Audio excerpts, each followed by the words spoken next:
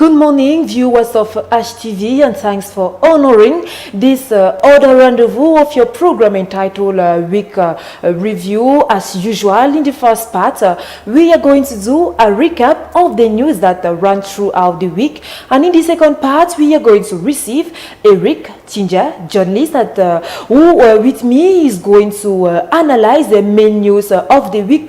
William Tadum will later join us for his rubric entitled The Chronic, and the last but not the least, we shall have the segment known as No Comment. Meantime, don't go far. We shall be right back just after this pause.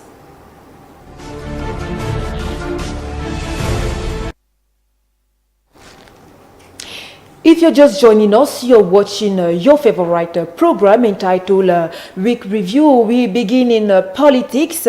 Hundreds of members of Cameroon's main opposition party have been held in custody after the country's security forces carried out mass arrests during a series of anti-government protests over the weekend. 2 people were injured and over 351 arrested on Saturday in the 4 regions of the Central African country in protest against President Paul Biya and his government. Several senior opposition leaders were among those arrested. Till date, only a handful of people have been released. The protesters' demands included the release of their leader, Maurice Kamto, as well as hundreds of people arrested in earlier protests, and called for an end to the killings of the Anglophone regions of the country, where a bloody conflict has played out over the last 2 years.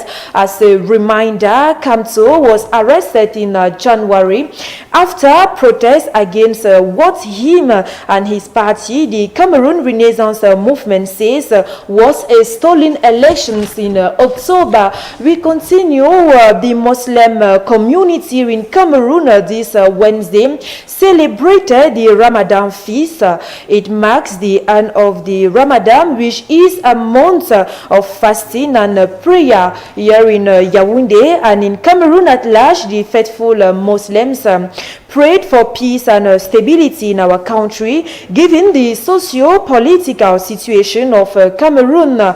These prayers were attained by some members of the government who encouraged the spirit of living together. The governor of the Central Region, Nasri Paul Biya, took part in this event. Here is excerpts. Muslim population of the Central Region who have fasted for 30 days and who have fasted so that peace can reign in this country and especially in our region. And to confirm that all the celebrations, all the prayer grounds, everything went on well, and we want to use this opportunity to salute, to congratulate, and to say happy feast to all our Muslim brothers and sisters in the Central Region, and that let them continue to pray for peace in this region. After the morning prayers, the Muslims started with the celebrations at their various homes. The manifestations were being reflected across the town. More so, most of them affirmed they were very satisfied after fasting for 30 days. Let's have this excerpt. We are very happy, enjoy. Why? Because it's our second. I've tried my best. That is all what I can say. We are very happy. We thank you people are invited. You people can come at any time. Because from today we are there till 3 days. Enjoying. And we thank God for giving us, for seeing these days. We are thanking. That was that for the Ramadan feast. We continue. Students of the French subsystem of education in Cameroon have begun writing the bilingual brevet d'études du premier cycle abbreviated BEPC this 3rd of June 2019. Next, the candidates of the BEPC started writing their examinations on Tuesday, the 4th of June, despite the confusion created on the issue of public holiday, which resulted support from the Ramadan feast. In most centers here in Yaoundé, many candidates were visibly satisfied after the first day. Corresponding report indicates a hinge-free beginning of the exams apart from the confusion created by an Islamic association on the exact day of the feast, the BPC examinations, which determines the students' admission into second, which is an equivalent of Form 5 in the English subsystem of education. The Minister of Women's Empowerment and the Family, Marie-Thérèse Abena-Ondwa, chaired this Thursday a donation ceremony to internally displaced persons from the north and southwest regions of the country presently residing in Yaoundé. The ceremony took part at the Yaoundé Town Hall in the presence of the governing members. We should equally note that the minister handed to the two concerned regions an envelope of 10 million francs CFA with some good. Marie-Thérèse Abena-Ondwa was answering to some of the questions of the press. Research is that there should be no discrimination in handling it. This is why we gave it to regions, because the regions know the reality. So we gave it globally per region, and they know who is in distress and who is not. And it's a symbolic gesture, and we cannot pretend to address the entire community of the Northwest and the Southwest, because it is not at our level. We did what was within our limits, and you hear every day that an individual gave some support to IDPs in one region or another. And we did this in Yaoundé because we are in Yaoundé. And if the means are there, we could extend it. Today's celebration come together have been organized by the OAPI this week. This meeting aims at brainstorming on how geographical indications in Africa can be a source of revenue to our country. According to the Minister of Mines, Industry and Technological Development, Gabriel Dodondoke, and the Director of OAPI says it is an important to commercialize local made products. In addition, geographical indications will hereby offer the opportunity to local producers to profit from the services of OAPI. Galvanized by the success of the last three editions, the Vice Director General of the World Organization of Intellectual Property encouraged this initiative. Here is her extract. This is the first roundtable WIPO, the World Intellectual Property Organization, is organizing in cooperation with the African two regional intellectual property organizations, namely for English-speaking country, ARIPO, and also for French-speaking country, WAPI. And this is hosted by the government of Cameroon, for which we are very grateful.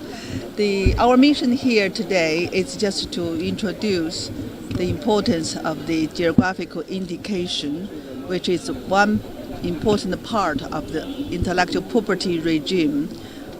To protect and promote the protection of the geographical indication is of particular significance for developing countries, simply because the geographic indication resources are so rich in all the countries, but in particular in the developing countries.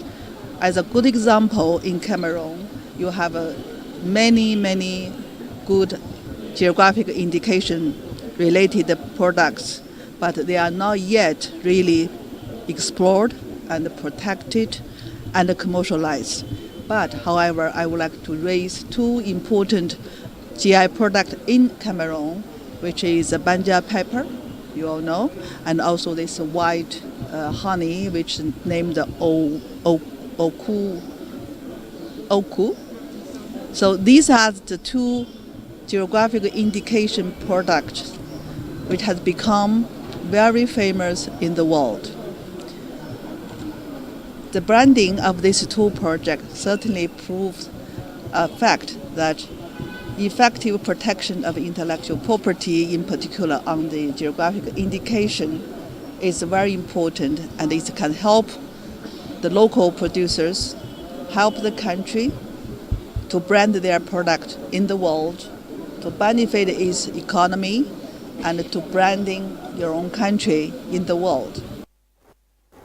That was the Vice President encouraging the production of local made products here in Cameroon. Still in this your program week review, the Ministry of Environment, Nature, Protection and Sustainable Development held a conference this Thursday at Palais de Congrès here in Yaoundé. This aimed at sensitizing the population on the importance of protecting our environment. World Environment Day, celebrated annually on the 5th of June, is an initiative that the United Nations launched in an attempt to effectively combat problems of environmental degradation.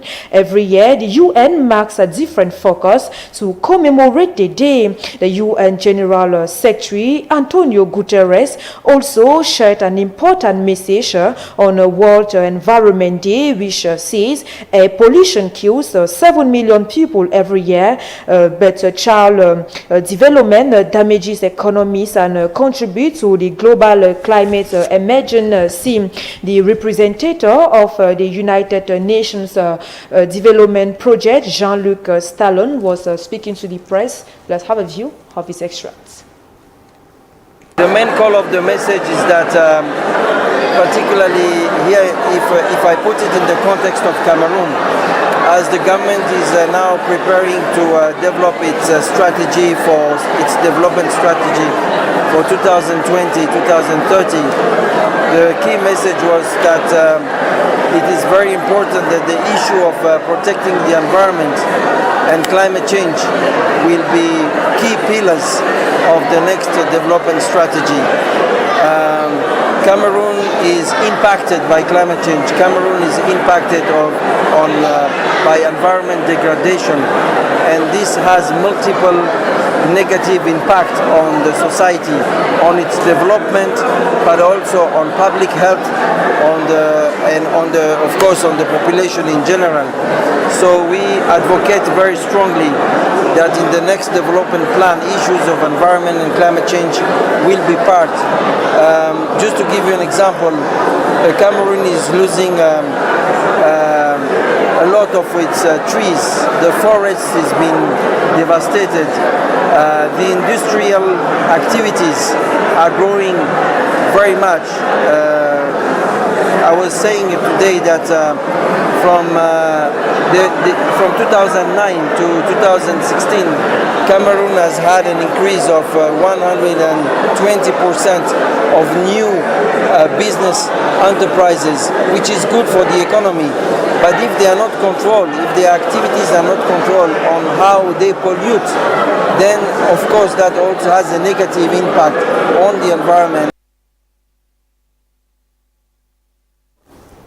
Still in line with the celebration of the World Environment Day, this Wednesday, 5th of June, was celebrated World Environment Day and is the United Nations principal vehicle for encouraging awareness and actions for the protection of our environment. First held in 1974, it has been a flagship campaign for raising awareness on emerging environmental issues, from marine pollution, human overpopulation, and global warnings to sustainable consumption. Here in Cameroon, the day was celebrated across human investment, supervised by some non-governmental organizations who took out time to remove the empty bottles found in most rivers. The Secretary General of these non-governmental organizations was speaking to the press. You know, it is important for us to protect our environment because everybody has the right to a safe environment.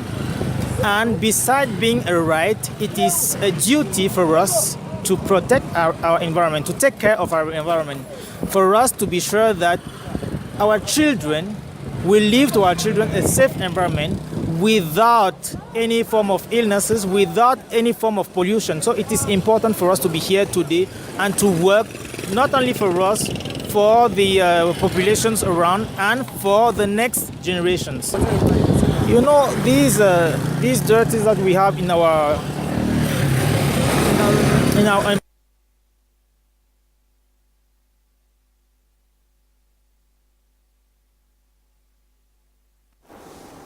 We're sorry for that element. As the Secretary General was saying, it is important for us to protect our environment. In sport, we move on to sport right now. Cameroon's volleyball's Lionesses have beaten the Democratic Republic of Congo in the away and return leg games to qualify for the 2019 All-Africa Games in Morocco. The two games were played over the weekend at the Yaoundé Multipurpose Sports Complex. The Lionesses won the first game on Saturday, 1st June, by 3-0. Sunday's game was similar despite the pressure from the Congolese team. The coach for the Lionesses praised this player for the great show. The team will intensify training in France and Slovenia before heading to Egypt for the Volleyball African Nations Cup to defend their title as African champions. The training is indispensable because the Lionesses have very little time to prepare for the Olympic Games and Volleyball World Cup all program for this year.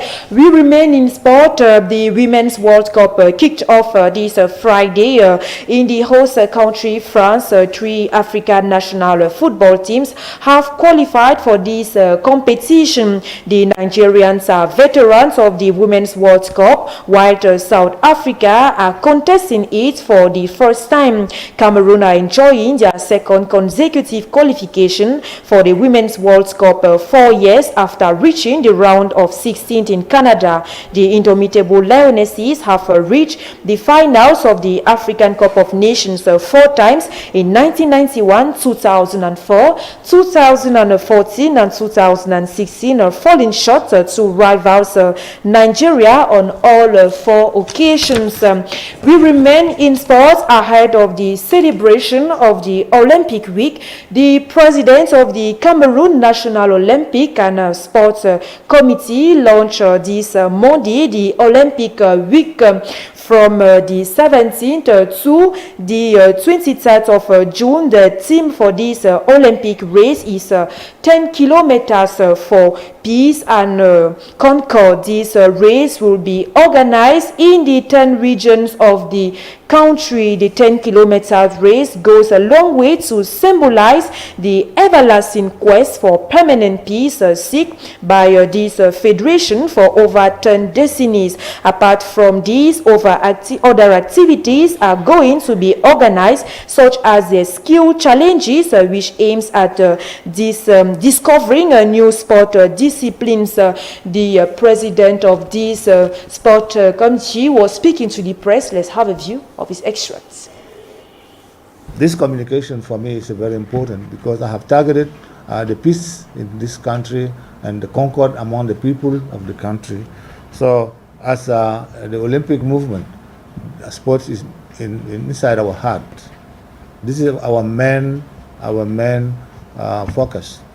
Since the Olympic movement, the new Olympic movement, set up by Pierre de Coubertin in 1894, we worked very brilliantly for promoting the peace, the ideal of peace. So as part of the 2019 Olympic Day celebration, the Cameroon National Olympic and Sports Committee will organize a race covering a total distance of 10 kilometers. This race has been named 10 kilometers for peace and concord, which will be covered by all the participants. Peace over the years has been at the heart of the Olympic movement since ancient Greek time. On the eve of the Pan-Hellenic Games, which were held every 4 years in Olympia, some messengers called Spondophore roamed the Greek cities, proclaiming a truce to all hostilities in the prospect of allowing athletes to take part in sports competition. Thus, on the eve, during, and after the Pan-Hellenic Games, all of Greece came to know peace. In In 1894, at the renovation of the Olympic Games by Baron Pierre de Coubertin, the principle of the Olympic truce was adopted and has become a cardinal pointer, contributing towards the construction of a peaceful world. Reason why the IOC and the United Nations proclaim the Olympic truce every 4 years on the eve of each edition of the modern Olympic Games.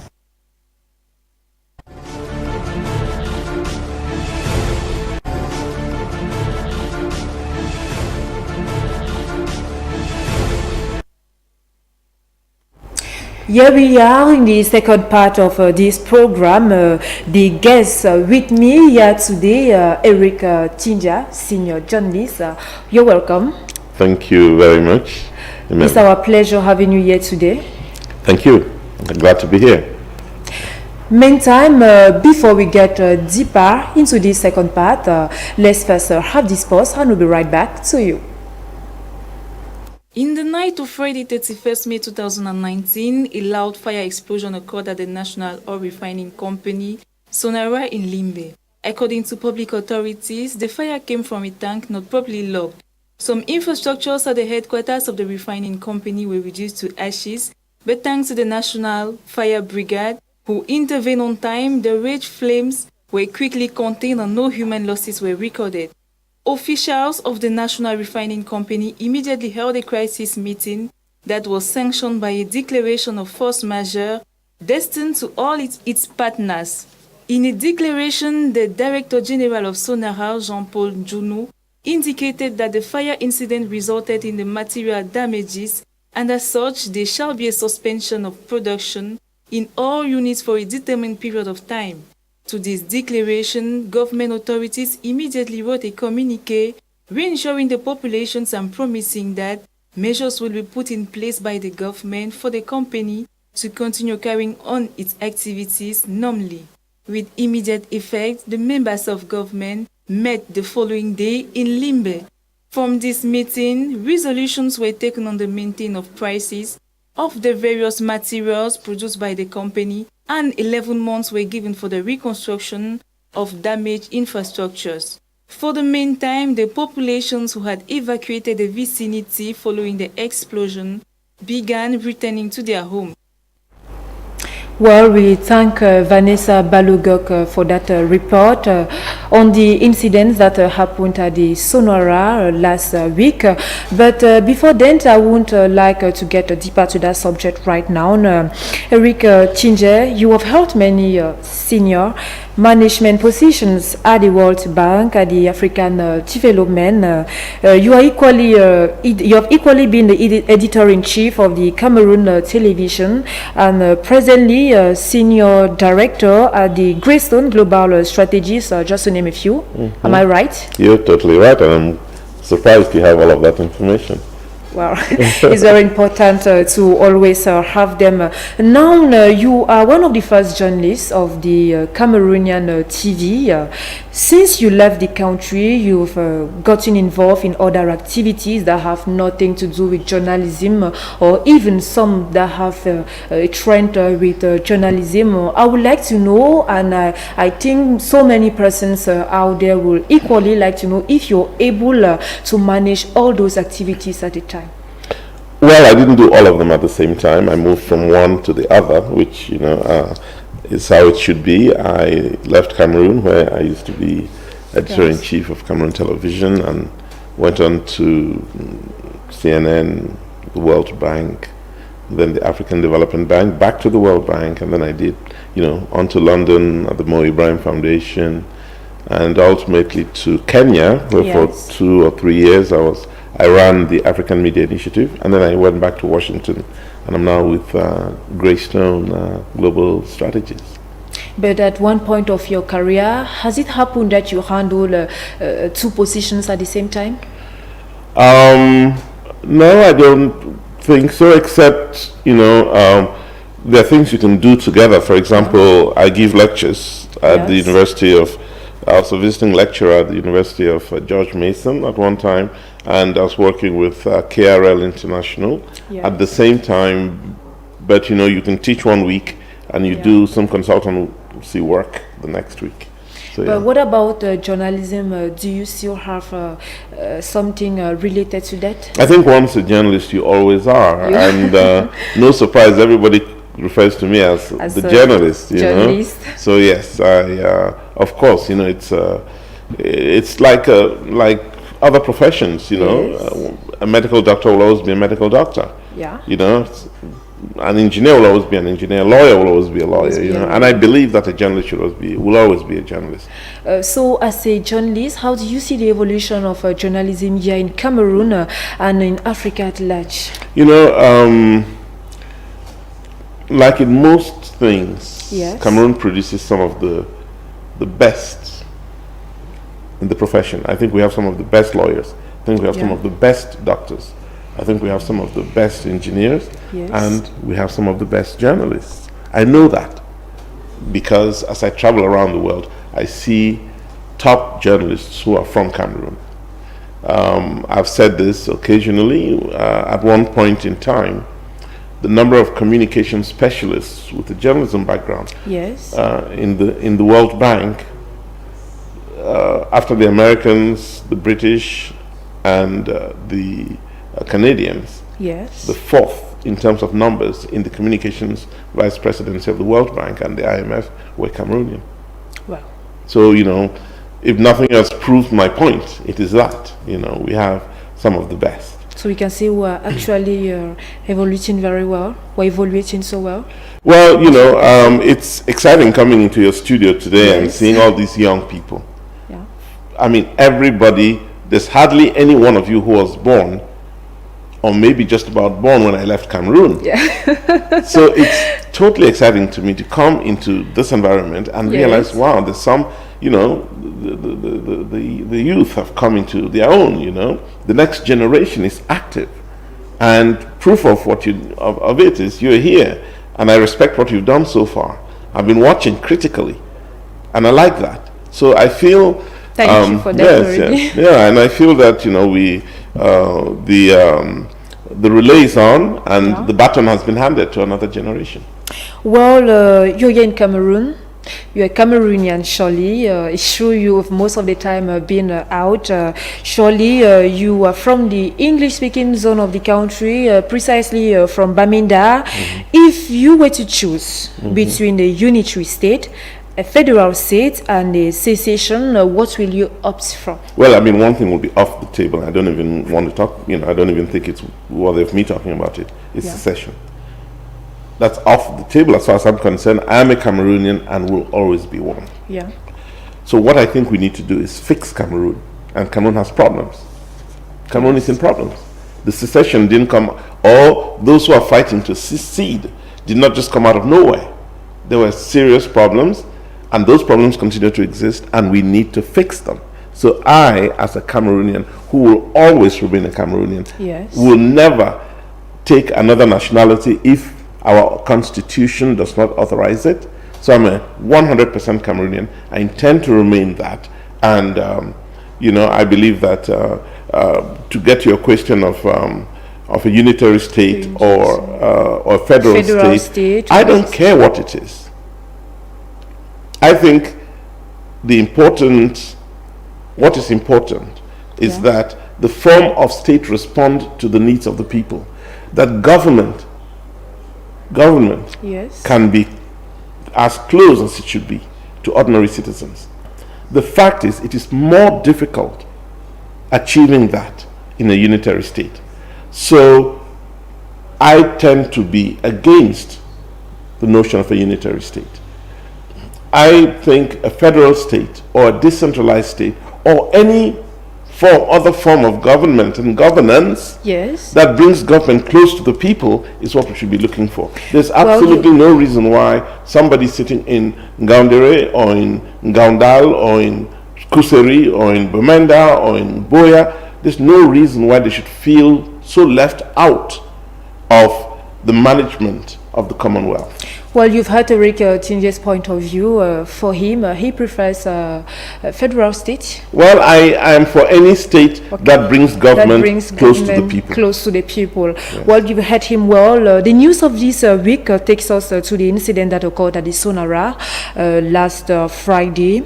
Well, you've seen the report that just went on. There is a video that's going viral on social network, which still they are the Anglophone boys, commonly known as the Amber Boys, are responsible for these acts. What do you think about such? Well, I have absolutely no evidence one way or the other.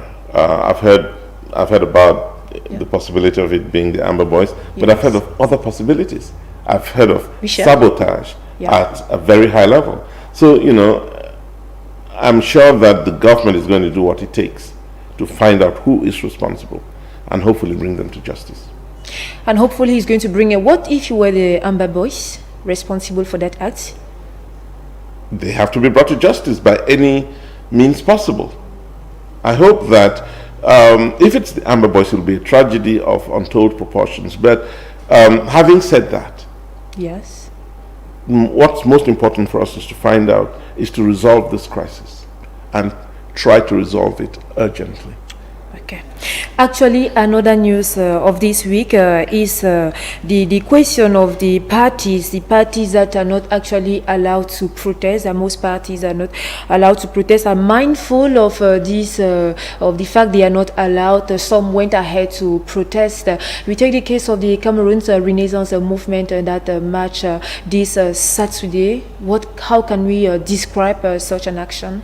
Well, is it disobedience? Is it how can we if there's a qualify that? Yes, if there's a clear law yes. against public protests, then everybody should abide by that law.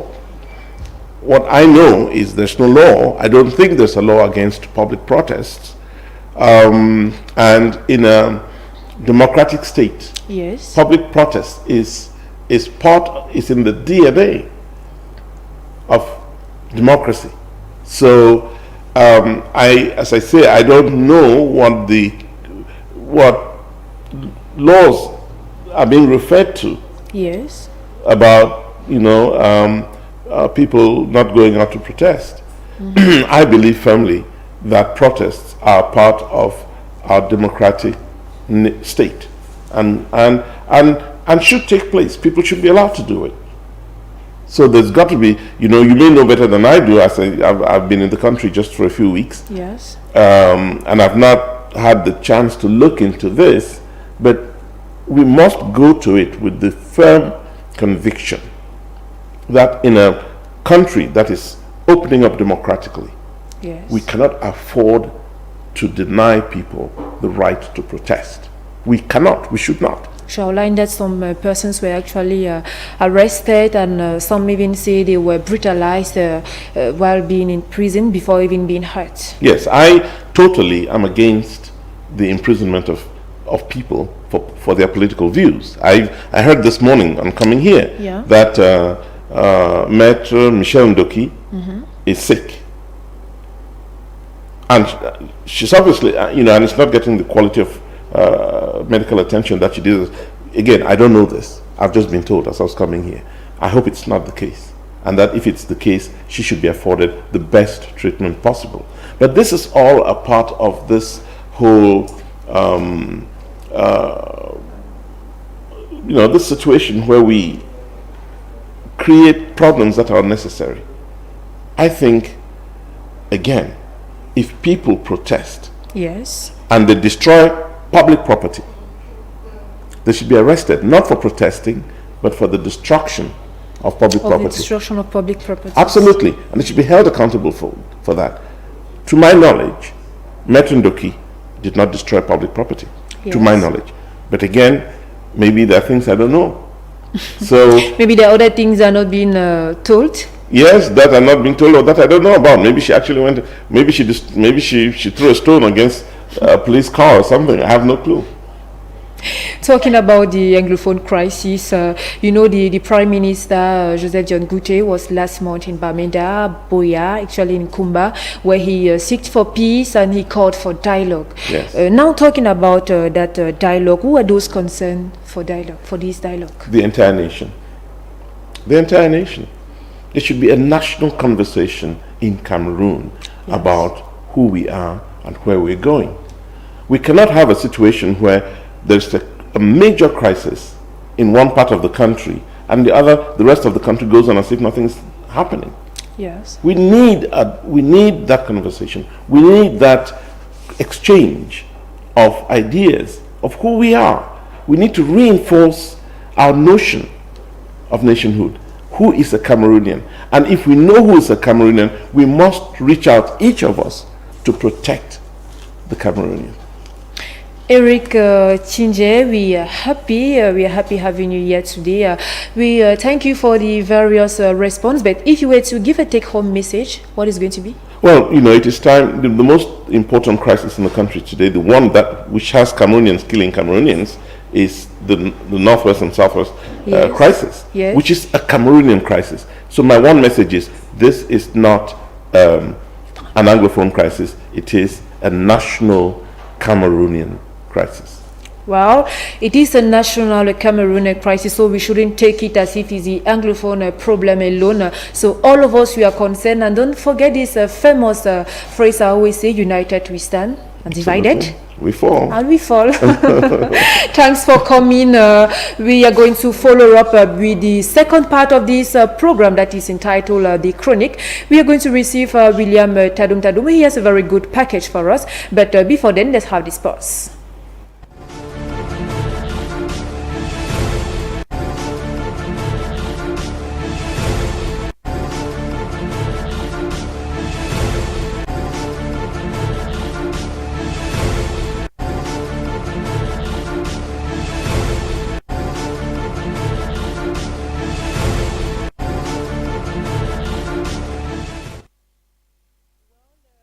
As we earlier said, we are receiving William Tadum. He always have good things for us.